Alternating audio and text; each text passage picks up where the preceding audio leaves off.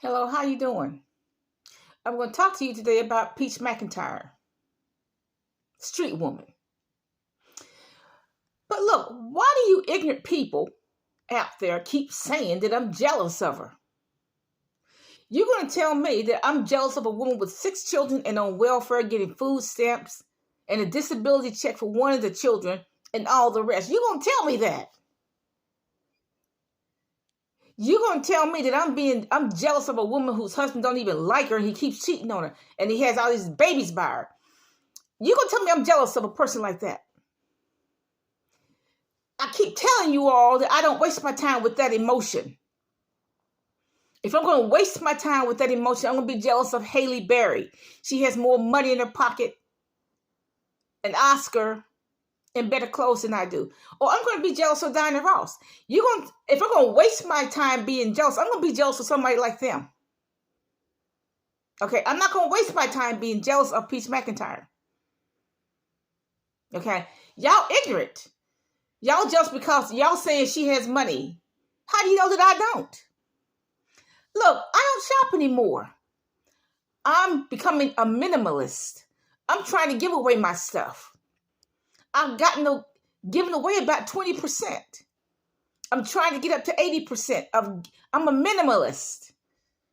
I don't worship things. I'm not going to shop at Ralph Lauren Polo. Ever. I'm not going to shop at Gucci. Ever. I'm not jealous of that. I'm a minimalist. I'm trying to get rid of stuff. And like I said, I've already given away about 20%. So I wish you ignorant people would stop saying that I'm jealous. I'm just one of the only people, a few people that would tell the truth about what I see. The way Peach McIntyre is presenting herself. I'm only one of a few people that will tell the truth. And y'all mad because I'm telling the truth. You know, black people always get mad when people tell the truth. When their son is arrested for carjacking at 12 years old, black people get mad when you tell them, well, you're a derelict mother. You can't even raise one child. They get mad because that's the truth. Now, look, in a normal course of conversation, I wouldn't even have a conversation with a street woman, a woman on welfare, a woman have a lot of babies on welfare, and with a man who don't love her. I don't have conversations with people like that. If I'm going to have a conversation, I'm going to have a conversation with an entrepreneur. Entrepreneur, however you pronounce it. I want to know how you went from $0 to $1 million. That's what I want to know. I'm not going to talk to anybody else, okay? Now look, I don't have an issue with street women, actually. I talk to prostitutes. I have talked to prostitutes in the past. I talked to a lot of prostitutes in the past. I ask prostitutes about the children. What else do they do? I have conversations with prostitutes. I do. I have always done that. I don't fear them. I understand them. I actually have more respect for prostitutes because at least they get paid for what they do. Who I don't have any respect for are hoes. Whores. I don't have any respect for them because they give it away free. They go with married men. They don't care who they hurt. So I have no respect for them. But prostitutes, I have more respect for. I come from a long line of street women. I'm talking about 3 or 4 generations back. Okay? I come from a long line of street women. Okay?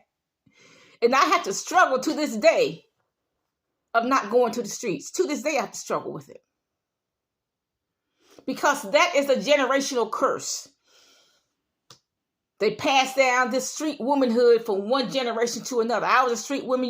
You're going to be a street woman. I had a friend in the 8th grade whose grandmother told her, I had a child out of wedlock. Your mother had a child out of wedlock. And you're going to have a child out of wedlock. See, she's already cursing her. And she was just 13 years old. Okay? See, that's a generational curse. And I refuse to let that generational curse fall on me. And the Bible tells women to stay off the street. And I have to talk to myself. I have to tell myself to stay home. Don't go anywhere. Because that thing is always looming over my head. It's been looming over my head since I was born. To become a street woman. To go into the street. I've been fighting this since the day I was born. There's some it's a spiritual battle. That's passed down from generation to generation. It's a spirit. That's trying to influence me to go into the street.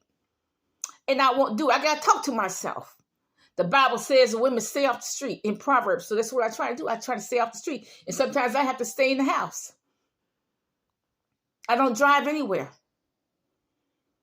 I have to resist that temptation. But, and like I said, I don't have an issue with street women per se. I don't have an issue, definitely don't have an issue with prostitutes. I've talked to prostitutes in the past. I would talk to a prostitute now if I saw one. I don't have an issue with them. Now, Peach made this recent video, a short. And well, let me go before that. Before my first pregnancy, I had talked to a lot of Christian women. A lot of Christian women were saying, be careful how you talk during your pregnancy. If you speak negative things, that negative thing is going to go in your child. In other words, if you complain about this, complain about that, your baby will be a complainer when they grow up. So be careful about what you speak out of your mouth and the things that you do while you're pregnant. That is what Christian women told me that. But that was before my first pregnancy.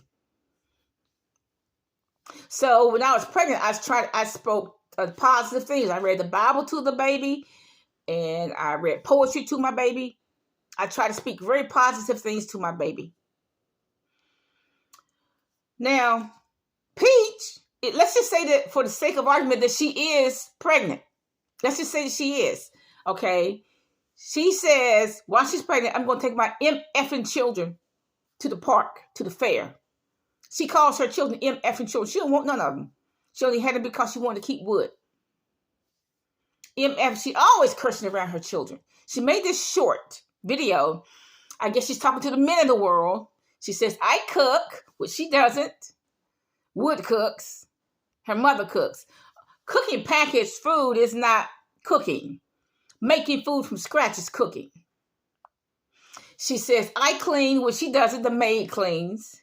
And then she says, and I'm going to say this. She says, I suck dick.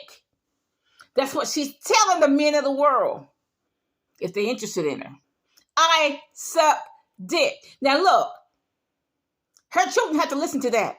They're going to pull up that video and they're going to say, okay, mama sucked dick. Because she said she did. They're going to have to pull up that video either when they're older or they're going to pull it up right now. Their mother said that she sucked dick. She's a street woman. Look, the street women in my family never said anything like that publicly. They were private with whatever they did. They started talking about it when they were old, however. And you don't want to know what that conversation was about. You talk about something's bad when you hear an old person talk dirty. That's bad. Peach talk dirty when she's young. She gonna talk dirty when she's old. Everybody else got to put up with it. But look, the street women in my family never talk like that. They never told anybody what they did. Peach said, I cook. Well, she doesn't. I clean. Well, she doesn't. And she said, I suck dick. That no woman in my family ever say that publicly. And then she says, another video, she says, I'm taking my kids to Vegas with me. I guess the nanny's going to go with her too. Now, what kind of mess is that? She going to take her kids to Vegas while she gambles and make a fool of herself. Now, look, I couldn't imagine any of my relatives saying, okay, I'm going to take you to the club with me. I mean, you're the lowest of the low street woman when you take your kids to where you're going to do your business. When you take your kids to your club, to your gambling place, to where you're going to hoe. You the lowest. You scraping the bottom of the barrel. You the bottom of the barrel street woman. You take your kids to a gambling place in Las Vegas. And they got to see you gamble, make a fool of yourself. Whatever. Now, like I said, you don't want to know what kind of talk my relatives said. You don't want to know. But they never stooped that low. They never took me anywhere, to any club. Or my sisters. Did I? I don't remember. They never did it. They never took us to any club with them. You scrape at the bottom of the barrel when you take your children to a gambling place with you. And you scrape at the bottom of the barrel when you tell the whole cotton-picking world that you suck dick.